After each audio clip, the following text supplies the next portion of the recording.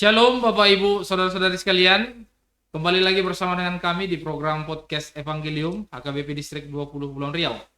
Dan pada hari ini kita telah kedatangan tamu yang sangat istimewa dari luar Pulau Batam, dari Tanjung Balai Karimun, yaitu Bapak Pendeta Benget Simamora, untuk mengulas firman Tuhan di akhir tahun 2024 ini, yaitu pada tanggal 31 Desember 2024.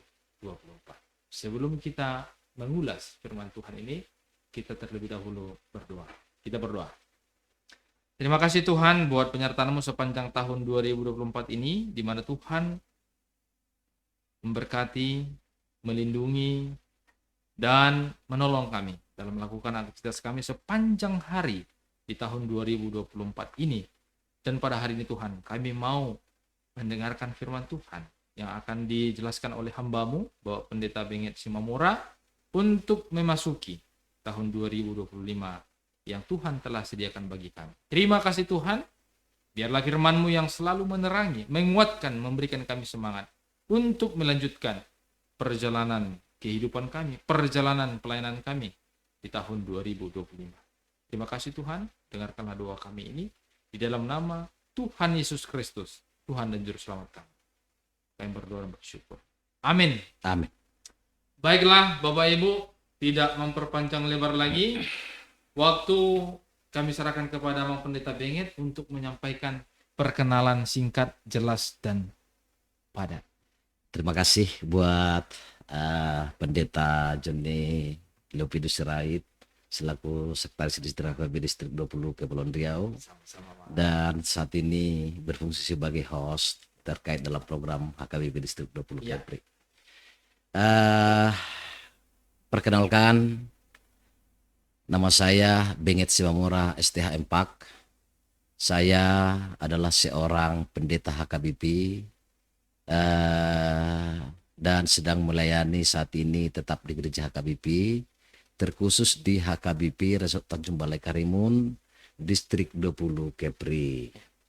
Lalu selama pelayanan saya di HKBP sudah lebih 20 tahun tahunan kependetaan saya, dan saya sudah melayani 9 gereja HKBP yang ada di perkotaan, di transisi, dan juga di pedesaan.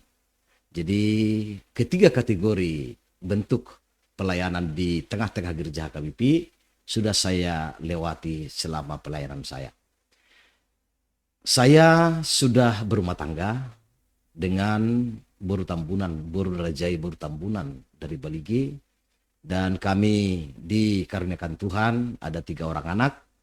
Anak pertama kami namanya Christian Simamora, sedang studi di STP HKBP semester 3 tingkat 2. Anak kami nomor 2 Samuel Simamora sedang belajar di SMU kelas 1 SMU sama-sama di Karimun. Lalu anak kami yang ketiga adalah David Simamora, sedang belajar di SMP kelas 3 SMP saat ini. Oleh karena itu ya, terimalah salam kami, dan asal saya adalah putra dari Desa Sijarango, Kecamatan Pakat, Kabupaten Hubang Hasundutan, Provinsi Sumatera Utara. Buat seluruh pemirsa Jemaat HKBP Distrik 20 Kepulauan Riau pun di luar Jemaat HKBP secara di Distrik 20 Kepri, secara umum Jemaat HKBP pun di luar Jemaat HKBP yang sedang mengikuti acara ini, saya sampaikan salam jumpa dan selamat menjelang tahun baru, dan selamat meninggalkan tahun 2024 ini. Kiranya Tuhan Yesus selalu memberkati kita. Demikian Bapak host kami. Baiklah. Bapak Ibu, saudara-saudara sekalian, kita akan mengulas firman Tuhan yang tertulis dalam Mazmur 37 ayat 1 sampai dengan 11 di acara Perpunguan Bodari ujung tahun 21 Desember 2024 dengan topik serahkanlah hidupmu kepada Tuhan, pasahat ma dalam mutu Jehovah. Saya akan membacakan dari ayat 1 sampai dengan 11, demikianlah bunyinya. Dari Daud, jangan marah karena orang yang berbuat jahat, jangan iri hati kepada orang yang berbuat curang. Sebab mereka segera lisut seperti rumput dan layu seperti tumbuh-tumbuhan hijau. Percayalah kepada Tuhan dan lakukanlah yang baik. Diamlah di negeri dan berlakulah setia. Dan bergembiralah karena Tuhan, maka ia akan memberikan kepadamu apa yang diinginkan hatimu. Serahkanlah hidupmu kepada Tuhan dan percayalah kepadanya. Dan ia akan bertindak, ia akan memunculkan kebenaranmu seperti terang dan hakmu seperti siang. Berdiam dirilah di hadapan Tuhan dan nantikanlah dia. Jangan marah karena orang yang berhasil dalam hidupnya, karena orang yang melakukan tipu daya. Berhentilah marah dan tinggalkanlah panas hati itu. Jangan marah, itu hanya membawa kepada kejahatan. Sebab orang-orang yang berbuat jahat akan dilenyapkan, tetapi orang-orang yang menanti-nantikan Tuhan akan mewarisi negeri. Karena sedikit waktu lagi, maka lenyaplah orang fasik. Jika engkau memperhatikan tempatnya, maka ia sudah tidak ada lagi. Tetapi orang-orang yang rendah hati akan mewarisi negeri dan bergembira karena kesejahteraan yang berlimpah-limpah. Demikian firman Tuhan. Ya, Amang Pendeta Benget ini tentu sudah tak asing lagi, karena Amang juga sudah 20 tahun menerima tahbisan ya. Apalagi ini di minggu-minggu ujung tahun, akhir tahun, tanggal 31 Desember. Ya, boleh kami mau mendengarkan dari Amang Pendeta yang menjadi latar belakang teks atau konteks penulisan teks ini, boleh dijelaskan kepada kami dan juga kepada saudara kita yang sedang menyaksikan program ini. Baik, terima kasih buat adik saya Pendeta Sirait terkait konteks nats daripada Mazmur 37 ayat 1 sampai dengan 11 ini.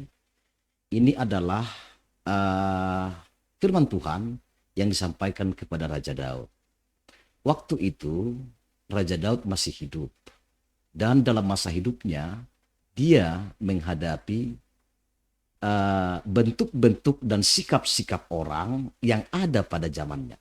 Antara lain adalah sikap orang yang jahat, sikap orang yang emosional, sikap orang yang penipu. Lalu oleh Tuhan melalui beliau disampaikan semua itu adalah ya, kejahatan itu atau kebahagiaan yang jahat itu adalah semu. Dia gambarkan bahwa sikap dan perilaku orang seperti itu adalah seperti rumput yang sebentar dia bagus, lalu dia akan layu. Nah, oleh karena itulah maka pemazmur yaitu Raja Daud menyampaikan, janganlah bertindak seperti itu, tetapi taatlah, tunduklah kepada Tuhan.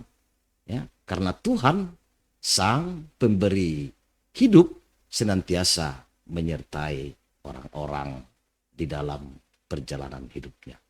Pesan ini saya pikir sangat relevan, sangat up to date, di mana kita akan meninggalkan tahun 2024 dan kita akan memasuki tahun 2025 yang Tuhan akan berikan, yang kita akan songsong tahun 2025 ini. Baik dalam perjalanan hidup kita, pun dalam pekerjaan kita, pun dalam pelayanan kita. Sangat ya bagus dan untuk perenungan ya. Perenungan dalam sikap kita selama 1 tahun ini untuk memasuki tahun baru di tahun 2025. Saya pikir demikian. Baik. Tadi Amang jelaskan bahwa ada beberapa sikap orang-orang yang dijelaskan oleh Mazmur Daud ini. Ada orang yang sikap jahat, emosional, penipu. Artinya semua memiliki batas, semua memiliki limit, tidak berlangsung lama. Lalu apa yang menjadi penekanan teks ini untuk penafsirannya kepada kita? saat ini? Ya, Baik, saya coba inti penafsiran dari nats ini yang mau disampaikan oleh pemazmur sebenarnya adalah ada beberapa poin. ya, Yang pertama, poin pertama adalah eh, kebahagiaan orang fasik atau kebahagiaan orang jahat atau kebahagiaan orang penipu ya, itu adalah semu. Tidak sungguh-sungguh bahagia. Itu artinya. Yang kedua, orang fasik dan orang jahat, Ya. ya, dia itu hanya sebentar saja hidupnya dan tidak kekal. Ya, ada beberapa pointer tadi dari ayat ini yang dijelaskan, ya, bahkan Daud menyaksikan mereka akan lenyap. ya. Karena pada saat itu, ya Daud memang menghadapi pergumulan persoalan yang ada menjahati dirinya. Tetapi karena keyakinannya kepada Tuhan, maka dia kokoh. Itu hidupnya sebentar ya. Tadi yang Bapak jelaskan ya, orang fasik dan orang yang jahat itu hidupnya Sebentar. Tapi, Kebahagiaannya. tapi realitanya Pak Pendeta, Siap. banyak sekarang ini dan ada beberapa penilaian orang-orang percaya, orang-orang baik itu cepat. Cepat hidupnya di dunia ini. Orang baik. Iya. Oh tidak. Ya ada yang Enggak. seperti itu Pak Pendeta. Jadi Enggak. ini kok kasihan kali masih 45 tahun kok udah langsung meninggal gitu kan. Per- Dia baik, dia rajin ibadah, dia begitu Pak Pendeta. Persoalan hidup selama di dunia itu kan persoalan antara pribadi kita dengan Tuhan Sang Pencipta. Iya. Tapi kalau dalam konteks ini yang mau dibicarakan oleh Daud adalah sikap dan perilaku orang jahat dengan sikap dan perilaku orang benar yang dia dapat Tuhan. Itu loh konteksnya. Ya, siap. Baik. Yang ketiga tadi Yang tiga, siap. Oke. Tadi yang kedua, yang ketiga. Saya jadi terganggu nih. Sekarang dipotong sih. enggak, karena tadi tentang orang hidup yang orang fasik dan orang jahat tadi sebentar. Baik, sebentar. Baik. Sementara saya teringat ini orang baik banyak yang cepat-cepat ini Pak Pendeta. Gitu. Enggak. Jadi salah arti lagi kan? Enggak. Jangan baik-baik nanti cepat selesai dari Enggak, ini. bukan begitu, Pak. Ya, silakan. Itu tadi pointernya ada dua, saya katakan tiga. Ya. Satu tadi sudah, dua tadi sudah. Yang Ya. ketiga pointernya yang mau disampaikan Ya. pemazmur dalam konteks ini Daud adalah rendah hati, ya, Ya. rendah hati. Jadi setiap orang percaya rendah hati. Dan Tuhan tidak mau tinggi hati, ya, rendah hati, ya. Lalu yang terakhir Yang keempat. amarah, Ya. atau panas hati. Ini mau sampaikan, amarah atau panas hati atau kebencian jauh dari setiap orang. Karena jelas amarah itu, sakit hati itu, atau dendam itu akan membuahkan kejahatan oleh pribadi yang Ya. amarah dan suka panas hati itu. Itu ada 4 poin yang mau disampaikan firman Tuhan melalui Daud dalam konteks nats ini. Jadi saya hubungkan terkait hal ini, ya, sebagai orang-orang Kristen kita, sebagai orang-orang percaya kita di dunia ini, ya kadangkala ada pendapat berkata itu kan dipengaruhi oleh lingkungan di mana kita hidup. Iya, Yes, seperti tadi katakan itu, betul. ada yang jahat. Tetapi saya mau katakan bahwa setiap orang Kristen, setiap orang percaya, ya, punya hak memilih. Hidup ini memilih, Iya. ya, hidup ini pilihan. Ya. Jadi walaupun kita dalam komunitas yang tidak baik, ya kita jangan ikut tidak baik. Iya. Walaupun kita dalam komunitas orang jahat, ya jangan kita ikut orang jahat. Karena kita punya hidup memilih, pilihan. Nah, di situ. Contoh analoginya yang paling jelas. Analoginya adalah ikan di laut. Ya, ikan di laut itu. Itu ikan di laut hidup kan di air laut. Air laut kan asin. Iya. Asin air laut. Iya.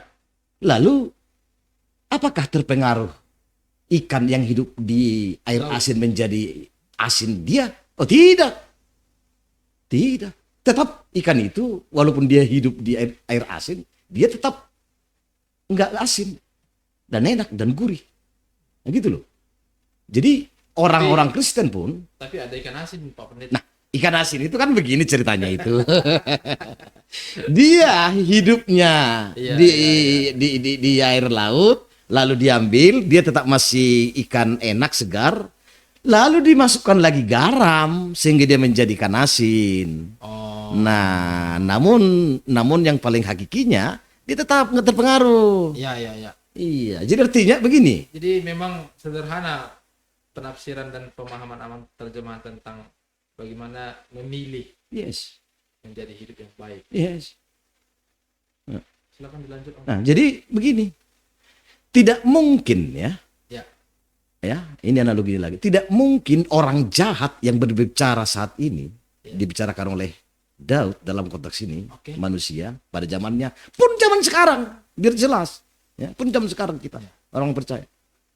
Tidak mungkin ya pilihan orang jahat menjadi baik. Tetapi yang mungkin pilihan orang yang percaya, pilihan yang baik, maka akan baik. Nah, ini. tidak mungkin pilihan orang jahat menjadi Nah, maksud saya begini, tidak mungkin ya kalau orang hidup di dalam komunitas yang baik ya menghasilkan komunitas yang jahat. jahat, Ya, ya kan? Tetapi di dalam komunitas yang jahat bisa saja mungkin sikap dan pribadi orang itu menjadi jahat dan bisa juga tetap tidak jahat karena pilihan. Gitu loh. paham, paham, paham. Nah, gitu loh. Ya. Nah, jadi jangan sekali-sekali kita katakan faktor lingkungan lah, faktor inilah, faktor Berarti inilah. kembali kepada pribadi ya. Ya iya, Pribadi itu yang memilih dia mau baik, dia mau jahat. iya, karena kepercayaan kepada Tuhan, karena pengenalannya kepada Tuhan, karena kasihnya kepada Tuhan, sama seperti Daud dalam konteks ini. Ya, Daud sadar dia yakin kepada Tuhan kok, dan dia menghadapi masalah. Orang lain mau menjatuhkannya, Saul, ya, mau ngejar-ngejarnya, ya, mau membinasakannya. ya. Tetapi dia taat kepada Tuhan. Dia tidak balaskan. Dia tidak marah. Ya, dia tidak emosi. Itulah bentuk dari pilihan dia. Dia bentuk pilihannya. Sebagai orang Kristen juga sebagai orang percaya kita zaman ini perlu memilih. Perlu pilihan terhadap kehendak Tuhan yang mau kita taati. Lalu Saya pikir begitu. bagaimana untuk menyampaikan ini dalam konteks kita saat ini, Pak Pendeta? Baik. Terkait hal ini, Ya. ya, saya katakan tadi pesan-pesan Alkitabnya sudah clear dari sini, ya, bahwa Tuhan tidak suka dengan orang penjahat, tidak suka dengan orang penipu, tidak suka dengan orang tinggi hati, ya, tidak suka orang yang tidak berkenan kepadanya, ya. Untuk merelasikan ini, ya, pertama begini, karena ini adalah khotbah di ujung tahun 2024. Pertama, kita sadar dulu atau kita insaf dulu saat ini, apalagi di perpisahan di tanggal 31 ini. Ya. Sadar dulu kita, merenung dulu kita. Selama tahun 2024 ini, adakah enggak sikap-sikap yang tidak baik ini di dalam hidup kita selama 1 tahun 2024 ini? Amarah, suka benci, suka dendam, ya. Penipu, penjahat, pembohong, mengata-ngatai orang, ya kan? Ya. Nah, segala macam. Next. Setelah itu kita sadar, kita insaf, maka dengan kesadaran kita akan bertobat. Ya, kita akan bertobat. Tinggalkan itu. Ya, kembali kepada Tuhan. Karena Tuhan setia. Ya, Tuhan setia bersama dengan kita orang percaya yang mempercayainya. Maka setelah kita tinggalkan itu di 2024, memasuki tahun 2005, kita sudah bersama Tuhan, Ya. Lalu kita akan ditemani, dikuatkan oleh Tuhan sendiri untuk menjalani tahun 2024. Contoh, gak usah jauh-jauh dalam konteks Alkitab. Kita tahu dulu namanya di cerita Alkitab Perjanjian Lama, Yusuf. Ya. Yusuf itu dijual oleh abangnya. Ya. Dia hamba di Mesir. Tetapi karena kesetiaannya kepada Tuhannya, Tuhan Yahweh, Jehovah, ya, kesetiaannya, dia menjadi terberkati.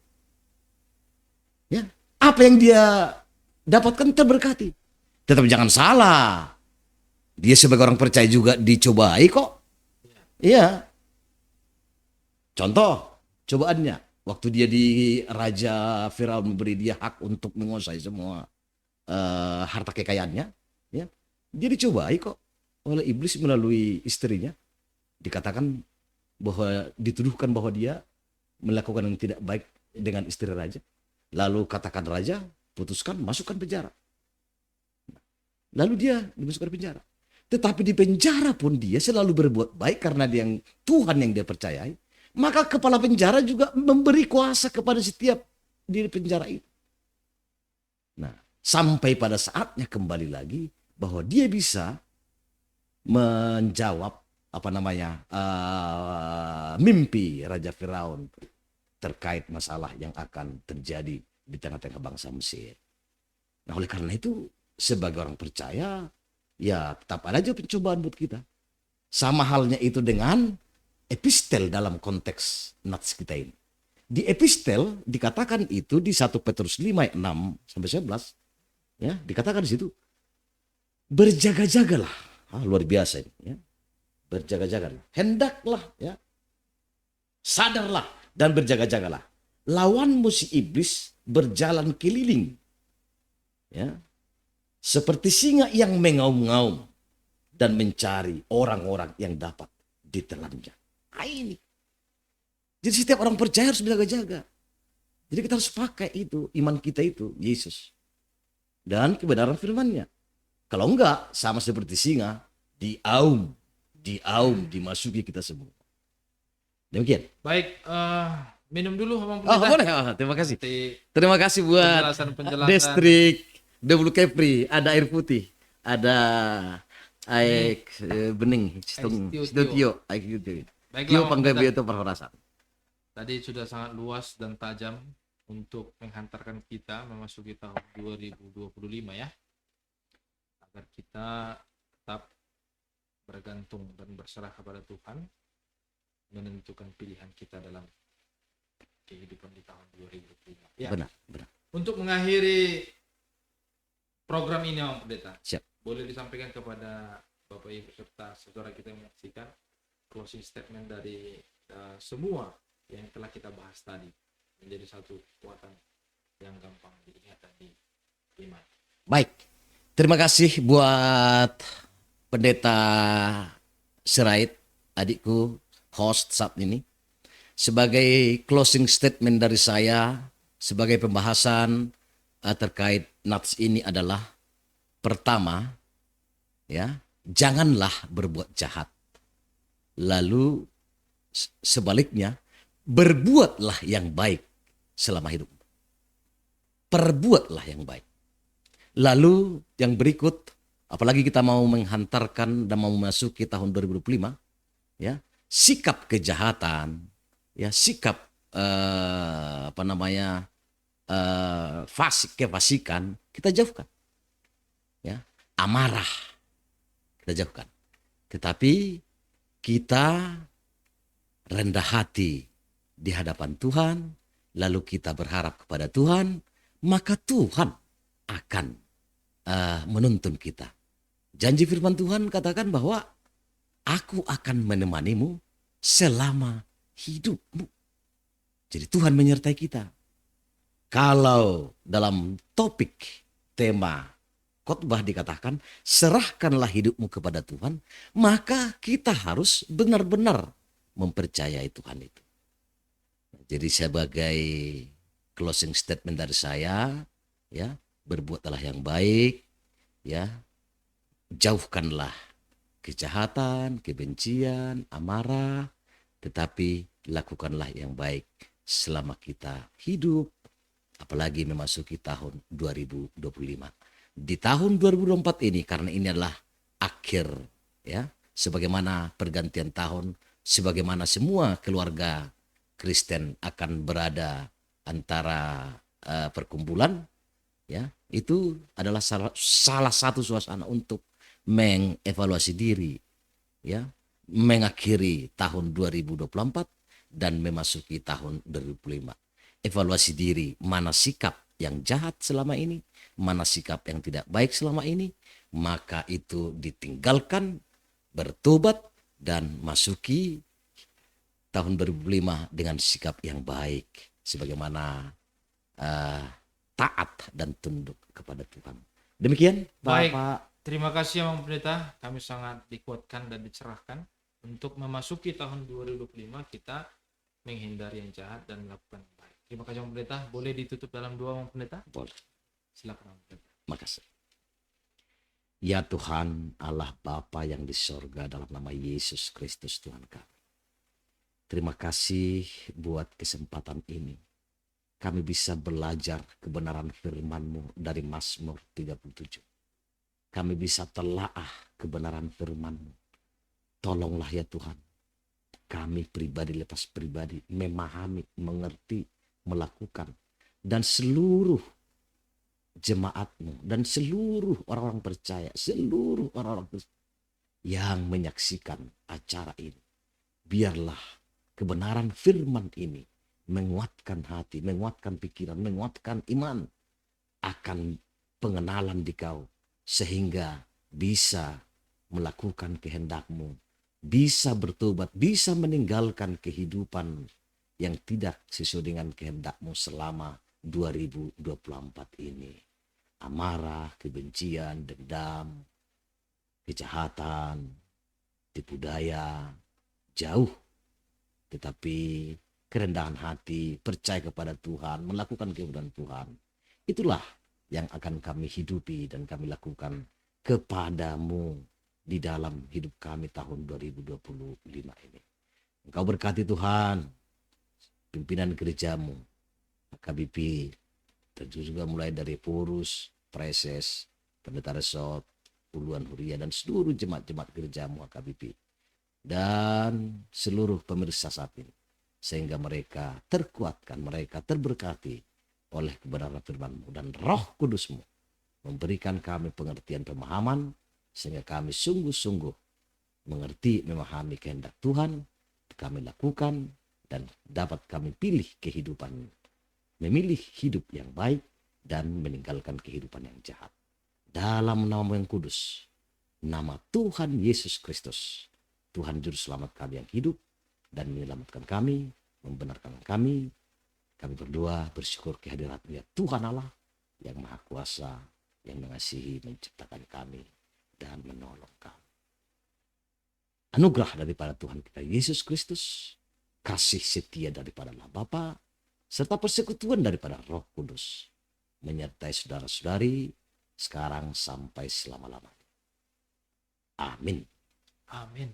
Ya. Terima kasih Bapak Ibu saudara-saudara sekalian. Kita berjumpa kembali di program Sermon Evangelium berikutnya. Kiranya program ini menjadi berkat untuk kita semua. Tuhan Yesus memberkati. Shalom. Shalom. Sampai jumpa.